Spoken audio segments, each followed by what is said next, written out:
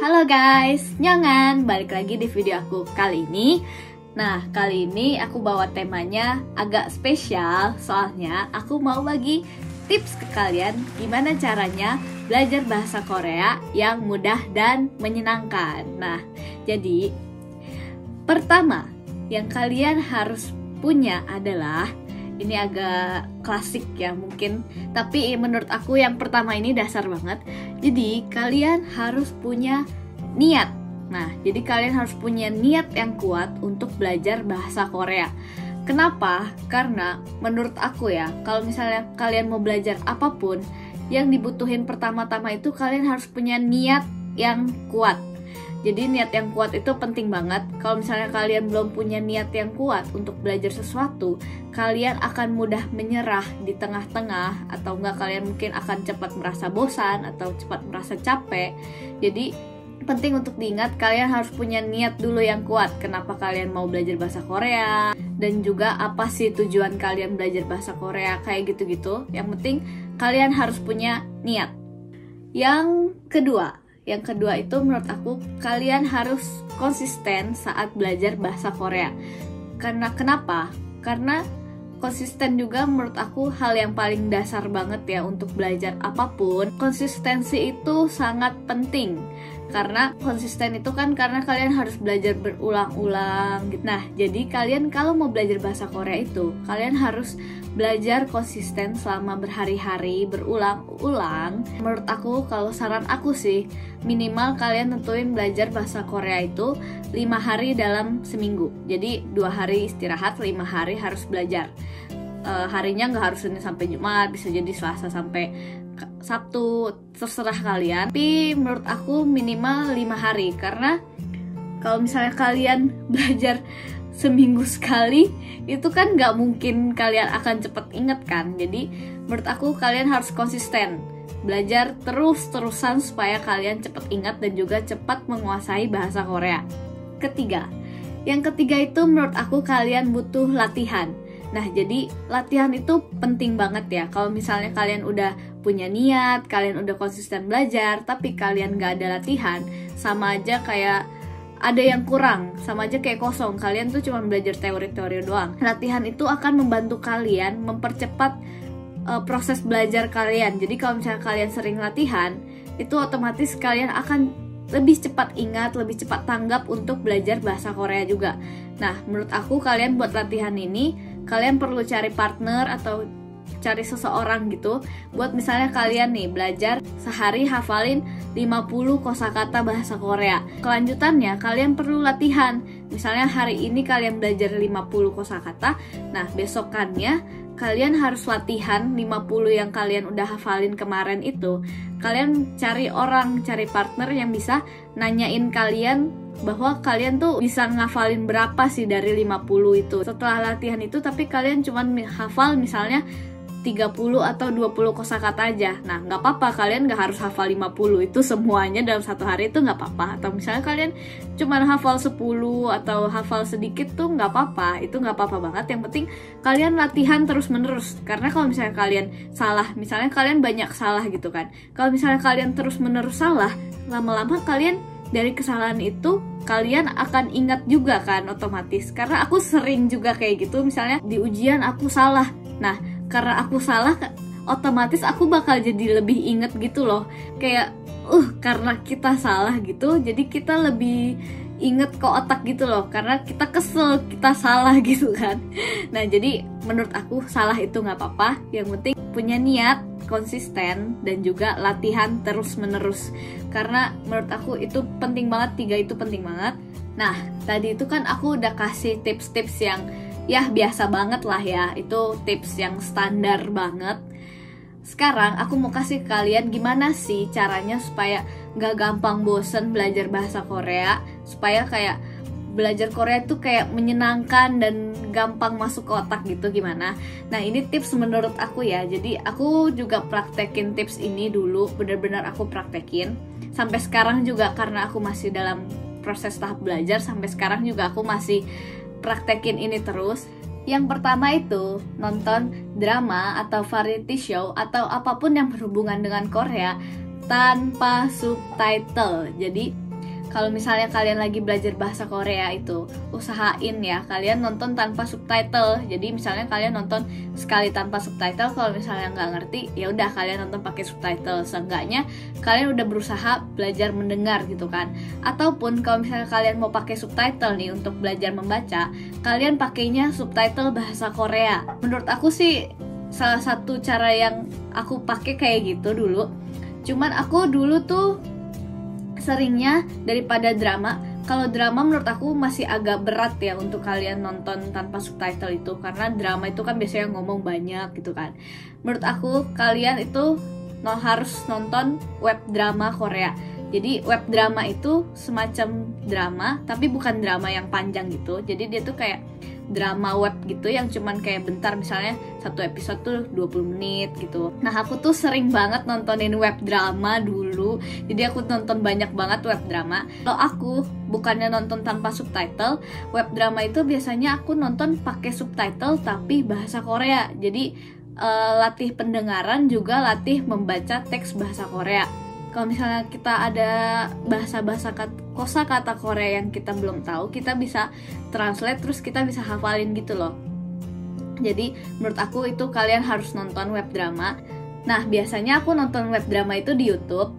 Di YouTube itu ada banyak banget web drama Korea. Contohnya ada kayak Playlist, ada juga Dingo Story, ada juga Kick TV, dan juga masih banyak yang lainnya. Web drama Korea itu ada banyak banget. Dulu tuh aku beneran sering banget nonton web drama Korea, dan itu tuh sebenarnya web drama Korea tuh seru-seru banget kalau menurut aku ya. Tiga yang aku sebutin itu aku emang sering banget dulu nonton karena emang seru. Kalau menurut aku variety show juga lebih gampang dicernanya karena kadang kan lebih lucu-lucu gitu kan. Buat kita paham bahasa Korea itu lebih cepat variety show itu. Kalaupun tanpa subtitle itu bisa kita lebih cerna, lebih cepat daripada nonton drama. Kalau menurut aku tingkatannya itu kalian bisa nonton pertama web drama, yang kedua itu variety show, abis itu baru kalian bisa nonton drama tanpa subtitle. Menurut aku sih kayak gitu.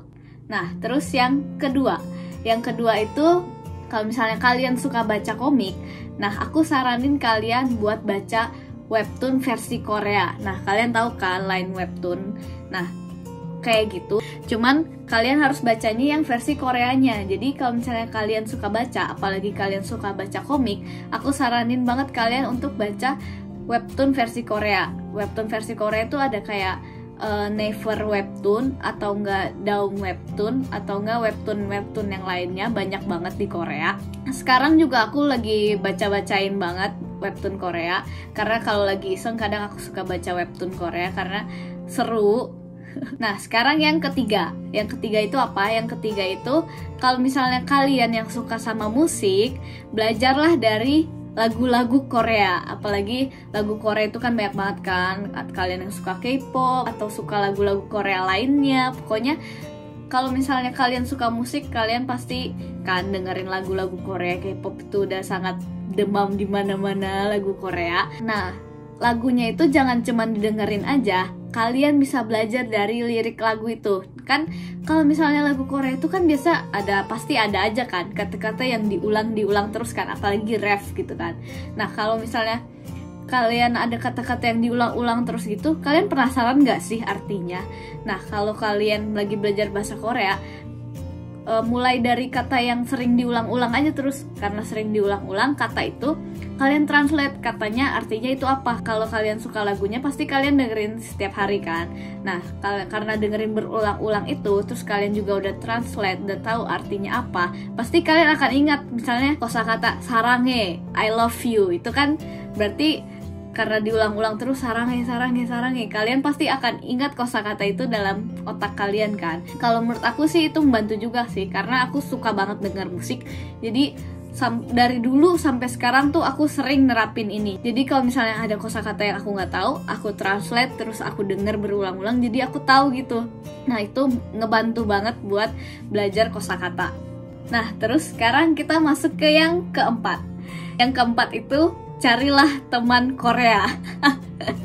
Ini agak lucu sih, cuman menurut aku kalau misalnya kalian punya teman Korea, atau enggak at least seenggaknya kalian cari orang yang bisa bahasa Korea, Nah, kalian latihan dah tuh terus ke chat atau enggak kalau misalnya yang deket kalian misalnya sering ketemu gitu, ajakin lah ngobrol bahasa Korea gitu. Otomatis teman kalian itu akan membantu proses kalian dalam belajar bahasa Korea gitu kan. Jadi kalian akan praktis, kalian udah belajar nih, terus kalian praktis ini latihan misalnya ngechat pakai bahasa Korea, terus ngobrol pakai bahasa Korea gitu kan. Otomatis kalian akan cepat lebih tanggap dan lebih terbiasa untuk menggunakan bahasa Korea sehari-hari. Jadi saran aku gitu, cari teman Korea. Mungkin banyak dari kalian yang mungkin pakai aplikasi atau pakai apa atau enggak, banyak juga kan sekarang orang Korea yang udah tinggal di Indonesia, mungkin ya deket lingkungan kalian ada orang Korea lah, bertemanlah dengan mereka.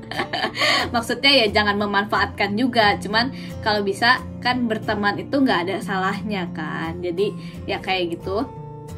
Ini agak lucu, cuman menurut aku ini salah satu yang penting juga. Ya nggak harus orang Korea sih, cari orang yang bisa bahasa Korea lah gitu. Atau enggak, kalau misalnya kalian ngeles bahasa Korea ya kalian sering-sering lah ngobrol sama gurunya, atau sering-sering lah ngomong sama teman les kalian pakai bahasa Korea gitu kan.